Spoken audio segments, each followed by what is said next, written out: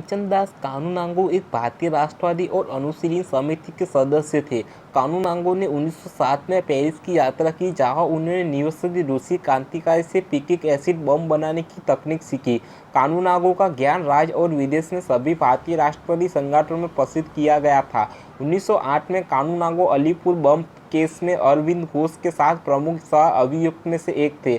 उन्हें अंडमान में भी आजीवन कारावास की सजा सुनाई गई, लेकिन 1921 में रिहा कर दिया गया।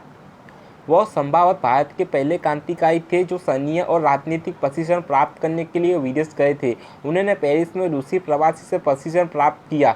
वह जनवरी 1908 में भारत लौट आए। उन्होंने कोलकाता के पास मणिकलकत्ता में एक गुप्त बम फैक्ट्री अनुशीलन समिति खोली, जिसके संस्थापक सदस्य हेमचंद्र कानूनांगो, अरविंद घोष और उनके भाई बरिंद्र कुमार घोष थे। वह कलकत्ता दौर के रत्नाकरों में से एक थे, जिसके आधार पर स्वतंत्र भारत का पहला झंडा 22 अगस्त 1907 को जर्मनी के स्टटगार्ट में अंतर्राष्ट्रीय समाजवादी सम्मेलन में भिकाजी काम द्वारा फहराया गया था।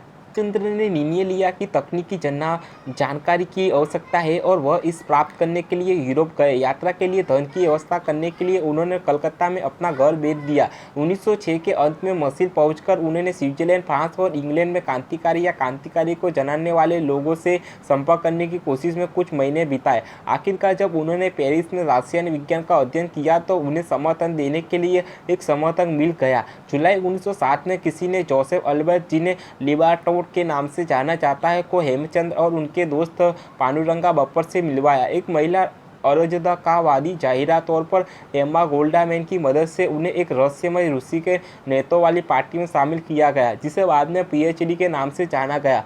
पहचान निकोलस सफास के रूप में की गई। 1907 के उत्तराधिकार के दौरान दोनों भारतीयों ने इतिहास, भूगोल, अर्थशास्त्र, साम्यवाद का अध्ययन किया और अंततः वे विषय जो वे सीखने आए थे, विस्फोट, रसायन विज्ञान और क्रांतिकारी संगठन।